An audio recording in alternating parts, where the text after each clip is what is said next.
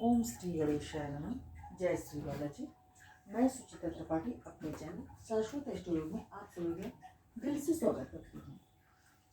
आज कर्क राशि मार्च 2025 की राशिफल के बारे में बात करेंगे। मार्च का महीना कर्क राशि वालों के लिए किस तरह से जाने वाला है। सबसे पहले मैं आप सभी से रिक्वेस्ट करूंगी कि अगर मेरा वीडियो आप लोगों को पसंद आता है तो प्लीज़ वीडियो को लाइक करें, चैनल को सब्सक्राइब करें, अपने फ्रेंड्स और रिलेटिव्स के साथ भी शेयर करें। अगर आपका कोई सुझाव है तो प्लीज़ कमेंट बॉक्स में कमेंट करके ज़रूर बताएं। आप सभी व्यूअर के सपोर्ट से और सहयोग से मनोबल मेरा बढ़ता है, तो अपना सपोर्ट ज़रूर दें। सबसे पहले कर्क राशि जो है उसके जो स्वामी है चंद्रमा है। कर्क राशि के जो लोग होते हैं बहुत ज़्यादा इमोशनल होते हैं। पुनर्वसु का एक चरण आता है जो कि 3 डिग्री 20 तक रहता है, सिर्फ 0 से लेके। अगर कि आपके चंद्रमा या आपका लग्न 3 डिग्री 20 मिनट तक का है तो उस पर गुरुदेव का ज़्यादा प्रभाव रहेगा। गुरुदेव हमारे ज्ञान के कारक होते हैं और आपकी कुंडली में वो आपके छठे के स्वामी होने के साथ साथ आपके भाग्य भाव के भी स्वामी हैं, 9th हाउस के। पुष्य नक्षत्र जो है उसके 4 चरण आते हैं। अगर कि आपका चंद्रमा या आपका लग्न जो है 3 डिग्री 20 मिनट से लेकर 16 डिग्री 40 मिनट तक का है तो उसके स्वामी शनिदेव बनते हैं, जो आपको काफ़ी हार्ड वर्किंग बनाते हैं। आपके 7वें घर के और आपके 8वें घर के स्वामी हैं और प्रेजेंट टाइम पे वो यहाँ पे अपनी मूल त्रिकोण राशि में विद्यमान है पिछले 2.5 साल से, जो कि 29 मार्च को चेंज करेंगे, राशि परिवर्तन कर लेंगे।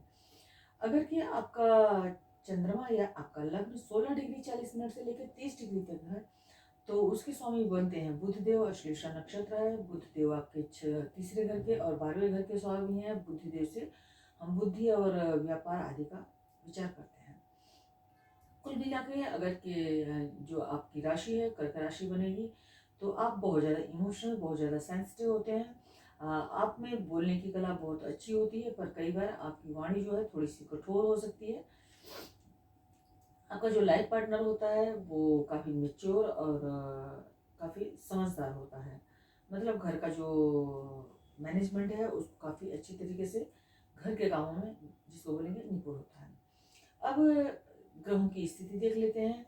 आपके जो राशि के स्वामी हैं वो आपके प्रेजेंट टाइम पे, मतलब जब आपका ये महीना शुरू होगा तो वो आपके भाग्य भाव में बैठे होंगे। उस टाइम पे 1 और 2 तारीख को मीन राशि में चंद्रमा की जो युति है राहु बुध और शुक्र के साथ होगी। ये एक अच्छी स्थिति है। केंद्र के स्वामी होकर त्रिकोण में बैठेंगे। बेशक से वो राहु के साथ है तो थोड़ा सा कंफ्यूजन दे सकते हैं, लेकिन बाकी स्त्री पक्ष से माता से या वाइफ के साथ आपके संबंध को उस टाइम पे मधुर बनाएंगे। और आप किसी धर्म स्तर पर, क्योंकि यहाँ से हम धर्म का भी विचार करते हैं, तो किसी धर्म स्तर पे जाने का आपको सौभाग्य प्राप्त हो सकता है। उसके बाद सेकंड हाउस के आपके जो लॉर्ड हैं सूर्यदेव अष्टम में है, जो कि 14 मार्च को मीन राशि में यहाँ पे प्रवेश कर जाएंगे, जहाँ पे ऑलरेडी राहु बुध और शुक्र हैं। राहु और बुध शुक्र के साथ उनकी युति आपके 9th हाउस में हो जाएगी, आपके भाग्य भाव में। मंगल जो है 2 अप्रैल तक मिथुन राशि में ही वक्री अवस्था में रहेंगे यहाँ पे। उसके बाद बुध आपकी मीन राशि में 15 मार्च को वक्री हो जाएंगे, जो कि यहाँ पे पहले से बैठे हैं शुक्र के साथ विपरीत राजयोग बनाकर, क्योंकि बुध यहाँ पे मीन राशि में नीच के हैं और शुक्र जो है आपके 11 भाव के लाभ भाव के और आपके सुख भाव के स्वामी होकर उच्च के होकर बैठे हुए हैं। गुरु आपके आय भाव के स्वामी बन रहे हैं इस टाइम पे, आपके आय स्थान में बैठे हैं, लेकिन ये स्वामी पर्टिकुलर यहाँ पे छठे भाव के और भाग्य भाव के स्वामी होकर आय भाव में बैठे हुए हैं। अब 2 मार्च से शुक्र यहाँ पे वक्री अवस्था में होंगे, तो वक्री अवस्था में शुक्र का शुभ प्लैनेट जो है वो आपके भाग्य भाव में वक्री अवस्था में गए तो भाग्य भाव को साथ मिलेगा, माता का या लाइफ पार्टनर का आपको साथ मिलेगा। आप बात करते हैं आपके स्वास्थ्य की। आपके जो आपका जो लग्न है, लग्न से आपके 12वें में मंगल बैठे हुए हैं, तो आपको कुछ हेल्थ से रिलेटेड समस्या इस टाइम पे देखने को मिल रही होगी। हेल्थ में जैसे आई साइट का प्रॉब्लम है, यहाँ पे सूर्य बैठ गए हैं, सूर्य से हम हेल्थ का विचार करते हैं, वो भी उनकी भी जो दृष्टि है शनि के साथ साथ सूर्य की भी दृष्टि आपके सेकंड हाउस में पड़ रही है, तो आपको अपने हेल्थ का, अपने फैमिली की हेल्थ का विशेष ध्यान रखने की इस टाइम पे जरूरत पड़ती है। आपको शनि और सूर्य की यहाँ युति है और धन भाव को देख रहे हैं, तो आपको रुक रुक के ही सही, लेकिन आपको धन की प्राप्ति हो रही होगी। और सूर्य की यहाँ पे जो एस्पेक्ट है उससे आपका कुछ रुका हुआ पैसा, कुछ जमा हुआ पैसा आपको मिलने का योग बनता है। आपके जो द्वादशेश हैं वो और आपके तीसरे भाव के जो स्वामी हैं मंगल, मंगल का पराक्रम स्थान पे दृष्टि है, और उसके साथ साथ पराक्रम स्थान पे राहु की, बुध की और शुक्र की दृष्टि रहेगी। तो ये पूरे महीने के लिए दृष्टि जो है आपको थोड़ा सा पराक्रम में कमी, थोड़ा कंफ्यूजन, थोड़ा पड़ोसियों के साथ या छोटे भाई बहनों के साथ थोड़ा सा रिश्तों में मनमुटाव की स्थिति जब से राहु देव का यहाँ पे गोचर है तब से आपको देखने को मिल रही होगी। तो छोटे भाई बहनों के साथ रिश्तों में को थोड़ा सा संभाल के चलें, थोड़ा सा उसको मधुर बनाने का प्रयास करें।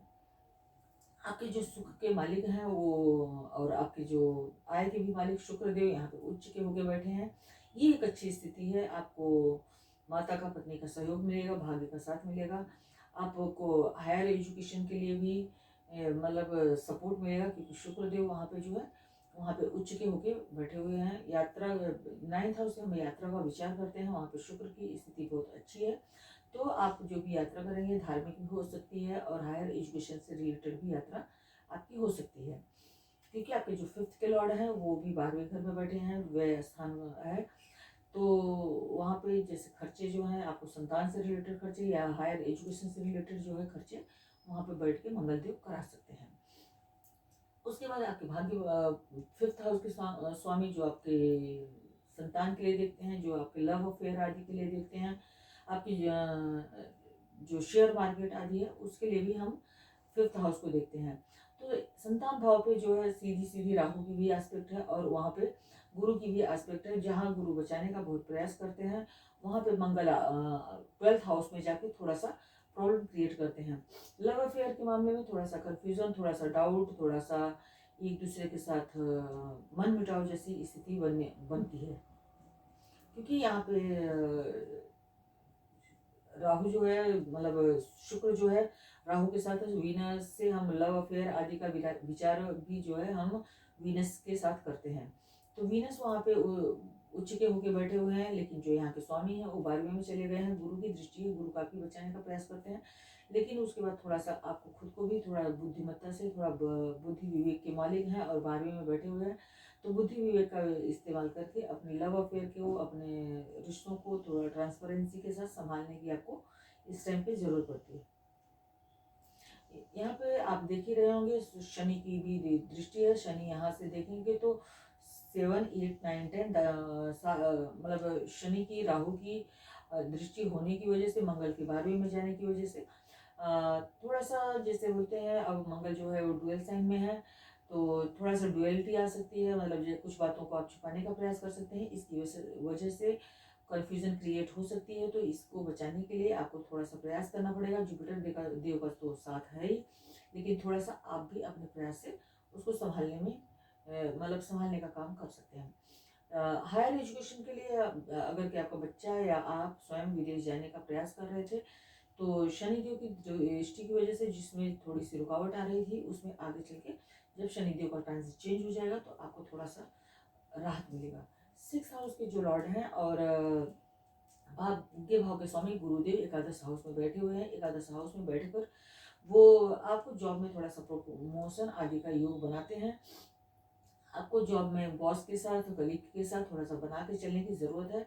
आपको गुरुदेव वहाँ बैठ के अच्छा प्रोग्रेस देने का काम कर सकते हैं, क्योंकि इस टाइम पे गुरुदेव जो है मार्गीय अवस्था में है। तो आपको मार्च के महीने में गुरुदेव इनकम की दृष्टि से बहुत ज़्यादा प्रॉब्लम देखने को नहीं मिल रही है। इनकम की दृष्टि से ये समय आपके लिए अच्छा रहेगा। संतान का विचार अगर कर रहे हैं तो जब तक मंगल यहाँ पे है उस टाइम तक मतलब अप्रैल की महीना तक यहाँ पे आपको थोड़ा सा समस्या देखने को मिल सकती है। उसके बाद जो है जब मंगल यहाँ पे आ जाएंगे तो यहाँ से जो 12वें से उनकी स्थिति थोड़ी सी चेंज हो जाएगी। उसके बाद संतान के लिए समय अनुकूल रहेगा। उस टाइम के बाद आप मतलब अपना जो भी है संतान के लिए प्लान कर सकते हैं।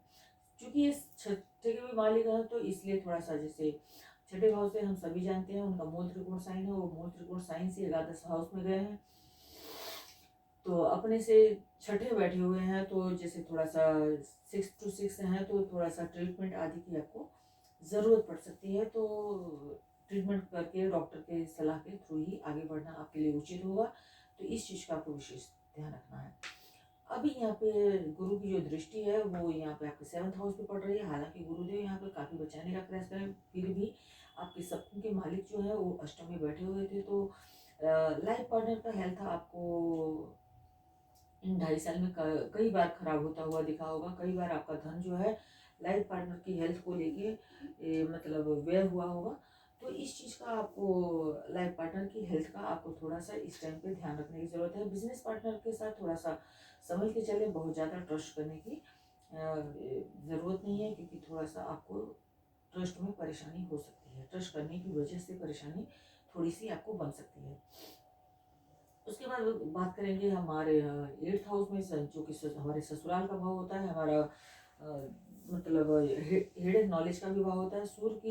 सूर्य भगवान यहाँ के मतलब सेकंड के लॉर्ड होके अष्टम में बैठे हैं। तो आपकी जो आत्मा है, आपका जो मन है, कुछ डेप्थ नॉलेज की तरफ जा सकती है, कुछ डेप्थ नॉलेज की तरफ आप कार्य कर सकते हैं, या मतलब कोई चीज़ जो आप नहीं जानते, जैसे ऑकल्ट साइंस से रिलेटेड चीज़ें होती हैं, आप उनको रीड कर सकते हैं। आपका झुकाव उस तरफ हो सकता है। यहाँ पे बैठ के सूर्यदेव आपको अर्न मनी की तरफ भी मतलब सपोर्ट करते हैं, लेकिन क्योंकि वो खुद की ही राशि को देखेंगे। लेकिन इसके साथ साथ आई से रिलेटेड या कफ कोल्ड से रिलेटेड स्किन डिजीज आदि की समस्या भी देने का काम कर सकते हैं। हड्डियों से जुड़ी समस्या भी देने का काम कर सकते हैं। तो इन चीज़ों का आपको ध्यान रखने की ज़रूरत है। भाग्य भाव में आपके कई सारे प्लेनेट हैं। अब 14 मार्च को यहाँ पे सूर्य भी आ जाएंगे। सूर्य और राहु की युति अच्छी नहीं मानी जाती है। तो वहाँ पे आपको थोड़ा सा आपके बॉसेस के साथ, आपके बड़ों के साथ, फादर के साथ रिश्तों को आपको थोड़ा सा संभाल के चलने की ज़रूरत है। फादर की हेल्थ का भी आपको ध्यान रखने की ज़रूरत है। फादर के साथ रिश्ते खराब ना हो, उसका भी आपको विशेष ध्यान रखने की ज़रूरत है। बहुत ज़्यादा अग्रेशन में आके कोई ऐसे काम ना करें, कोई ऐसी बात ना बोलें कि जो चुप जाए और प्लैनेट्स तो अपना पोजीशन चेंज कर देंगे, लेकिन बाद में पछताना पड़े, उससे उसके कोई फ़ायदा नहीं होता है। और यहाँ पे आपके भाग्य भाव में आपके द्वादशेश भी हैं, आपके तृतीयेश भी हैं। तो ये छोटी मोटी यात्राओं पे व्यय कराना, जैसे अब धर्म स्थान में बैठे हुए हैं बुधदेव, यहाँ पे शुक्र के साथ बैठे हुए हैं, तो छोटी मोटी यात्राओं पे या धर्म यात्राओं पे आपका खर्चा करा सकते हैं। या स्त्रियों से जुड़े काम पे स्त्रियों से जुड़े जैसे मतलब खर्चे हो सकते हैं। जैसे मदर की हेल्थ को कुछ गड़बड़ हुआ तो भी आपको थोड़ा सा संभाल के चलना है। लाइफ पार्टनर की हेल्थ के लिए भी संभाल के चलना है। धार्मिक यात्रा भी करा सकते हैं। अगर कि आप स्टूडेंट हैं तो आप फॉरेन ट्रैवल के लिए अगर के प्लान कर रहे थे या ट्राई कर रहे थे, तो थोड़ी सी अटकन के बाद आपको उसमें सफलता देखने को मिल सकती है। मतलब थोड़ी बहुत रुकावट के बाद आपको उसमें सफल हो सकते हैं।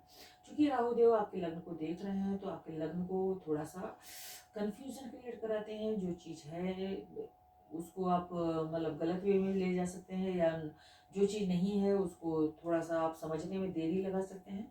तो इसलिए थोड़ा सा आपको ये बात समझने की ज़रूरत पड़ेगी कि मतलब क्या राहु एक एक्चुअली बेसिकली देखा जाए तो एक धुंधला धुआं है। तो वहाँ पे हालांकि धर्म स्थान में बैठे हुए हैं तो जुपिटर की राशि में बहुत ज़्यादा नहीं गड़बड़ करते, लेकिन ये है कन्फ्यूज़न तो क्रिएट कराते हैं। तो इसलिए आपको ध्यान रखने की ज़रूरत है, और स्वास्थ्य का भी आपको विशेष ध्यान रखने की ज़रूरत पड़ती है। चूंकि आपके कर्म के मालिक आपके अपने से तीसरे गए हैं, लेकिन 12वें घर में किसी भी प्लेनेट का जाना अपने मूल त्रिकोण साइन से वो 12वें में हो गए हैं। तो और अपनी जो दूसरी साइन है उससे वो 8वें गए हैं। तो आपके जो कार्य क्षेत्र है, जहाँ पे आप काम करते हैं, जो आपका वर्क प्लेस है, वहाँ पे किसी तरीके से मतलब पॉलिटिक्स आदि हो सकती है। तो अपने उच्च अधिकारी, अपना जो बॉसेस हैं, उनके साथ रिलेशन को थोड़ा सा आपको संभाल के चलने की ज़रूरत पड़ेगी। इस चीज़ का आपको विशेष ध्यान रखना है। जुपिटर देव तो सपोर्ट कर ही रहे हैं आपको काफ़ी ज़्यादा, लेकिन उसके बावजूद भी जैसे व्यवसाय का जो हमारा बिजनेस वगैरह होता है उसमें आपको उसके बावजूद भी थोड़ा सा ध्यान रखने की ज़रूरत पड़ेगी। अगर कि आपका कॉस्मेटिक आइटम से जुड़ा कोई बिजनेस है तो इस टाइम पे आपको काफ़ी लाभ देखने को मिलेगा, क्योंकि आपके आय भाव के स्वामी और आपके सुख भाव के स्वामी जो हैं वो उच्च के होके बैठे हुए हैं। बात करेंगे चंद्रमा की पोजीशन की। चंद्रमा जब धनु राशि में होंगे 21 और 22, सबसे पहले मैं 6 हाउस की बात करूंगी। सबसे धनु राशि में जब चंद्रमा होंगे आपके छठे भाव में, उस टाइम पे आपको थोड़ा सा संभालना है। थोड़ा सा मतलब अपनी हेल्थ का, अपनी लाइफ पार्टनर की हेल्थ का, बच्चों की हेल्थ का, इन सब चीज़ों का आपको विशेष ध्यान रखना है। और बहुत ज़्यादा एक्सपेंसेस हो सकते हैं, चाहे बच्चे मतलब चाहे बच्चे कुछ परचेज करके या कुछ हेल्थ इश्यूज से की वजह से थोड़े से एक्सपेंसेस बनते हैं, तो इस चीज़ का आपको विशेष ध्यान रखने की ज़रूरत है। यहाँ पे ये भी पॉसिबिलिटी है कि आप घर के लिए अपनी कुछ महंगी वस्तुएं परचेज करें, इसका भी योग पूरा पूरा बन रहा है। उसके बाद अगर कि आप बिजनेस करते हैं तो मैंने पहले ही बताया, बिजनेस के जो आपके लॉर्ड हैं वो अष्टम में है, तो थोड़ा सा सतर्क होकर करें। अब मंगल जो है नीच के हैं प्लस वक्री भी है।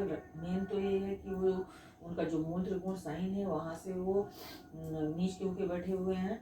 और ये स्थिति बेसिकली देखी जाए तो वहाँ पे केतु ऑलरेडी बैठे हैं, राहु का भी एस्पेक्ट है। तो यहाँ पे ये रहता है कि जैसे अगर आप कोई प्रॉपर्टी खरीदना चाहते हैं, क्योंकि चतुर्थी इसके साथ हैं, वो चौथे घर से हम प्रॉपर्टी का विचार करते हैं, और आपके प्रॉपर्टी के जो लॉर्ड होते हैं मंगल देव वो 12वें में चले गए हैं, तो प्रॉपर्टी के पेपर्स आदि अगर आप प्रॉपर्टी परचेज कर रहे हैं तो उसकी पूरी जान करें, मतलब खोजबीन करें, मतलब प्रॉपर देखें, उसके बाद ही कोई डिसीजन ले। छोटे भाई बहनों के साथ रिलेशन को संभालें। और उसके बाद जो आपके चंद्रमा है वो कुंभ राशि में जाएंगे 26 और 27 तारीख को। 26-27 तारीख को उसके बाद मिथुन में होंगे 7-8 तारीख को। तो 7-8 तारीख हो गई आपकी 7-8। उसके बाद धनु राशि में 21-22, और उसके बाद होंगे वो आपके एकादश हाउस में कुंभ में 26-27। इन तारीखों पे थोड़ा सा आपको संभल के चलने की ज़रूरत है। बहुत ज़्यादा स्ट्रेस एंजाइटी नहीं हो, बहुत टेंशन अगर के बनती है आपको, तो थोड़ा आपको ये समझना है कि योगा, मेडिटेशन, ध्यान, साधना आदि से थोड़ा सा मन को शांत करके, बहुत ज़्यादा मन पूजा पाठ में नहीं लगता तो कुछ नहीं, लॉन्ग ब्रीदिंग के थ्रू भी आप अपने मन को कंट्रोल कर सकते हैं। बहुत आपको कि लग्नेश जो है वो चंद्रमा है, तो थोड़ा सा जल पिएं और शांत होके अगर कोई सोचे तो धीरे धीरे चीज़ें क्लियर होती नजर आएंगी। बात करेंगे इस महीने में पड़ने वाले व्रत त्योहार की। एकादशी है 10 और 25 तारीख को। तो अगर एकादशी आप व्रत करते हैं तो ठीक है, अगर व्रत नहीं करते तो आपके भाग्य भाव के स्वामी हैं, आपके आय भाव में बैठे हैं, आपकी इनकम को बढ़ाने का काम करेंगे। तो आप श्री हरि विष्णु का मंत्रोच्चारण कर सकते हैं। ओम नमो भगवते का ओम नमो भगवते वासुदेवाय का माला जाप कर सकते हैं। अगर आप माला जाप करने की क्षमता नहीं है तो आप चलते फिरते वैसे भी एकादशी वाले दिन या डेली घर में, जैसे आपके भाग्य भाव के स्वामी हैं तो आप घर में विष्णु सहस्त्र नाम का पाठ चला सकते हैं। प्रदोष 11 और 12 तारीख को पड़ेगा, सॉरी 11 और 27 मार्च को है। तो वो आपके जो कहते हैं ना चंद्रमा जो है वो शिव जी के माथे पे विराजमान है, ये तो आप सभी जानते हैं। तो इतना बताने की जरूरत नहीं है। अब इसमें आप शिव जी को जल अर्पण कर सकते हैं। अगर कि आपकी क्षमता है तो शाम के समय में प्रदोष काल में उनकी विधि विधान से पूजा करें, व्रत करें। अगर आप में क्षमता नहीं है तो आप सुबह के समय 1 लोटे जल में काला तिल डाल के शिव जी को अर्पित करें और उनसे अपने घर में सुख शांति के लिए प्रार्थना करें। पूर्णिमा का व्रत जो है अगर आप करते हैं तो अच्छी बात है, अदरवाइज चंद्रमा को बिना व्रत रखे भी आप चंद्रमा को अर्घ्य दे सकते हैं। शाम के समय, दिन भर आपने भोजन किया लेकिन शाम के समय आप साफ वस्त्र पहन के नहा धो के चंद्रमा को अर्घ्य दे सकते हैं। खीर का भोग लगा के लक्ष्मी नारायण जी को भोग लगा सकते हैं। और अमावस्या वाले 29 तारीख को है तो उस दिन पीपल के पेड़ में काला तिल डाल के जल चढ़ाना चाहिए। ये अमावस्या और पूर्णिमा के लिए मैं तो ये कहूँगी कि हर किसी को ये उपाय करना चाहिए। इसके बहुत सारे बेनिफिट्स हैं।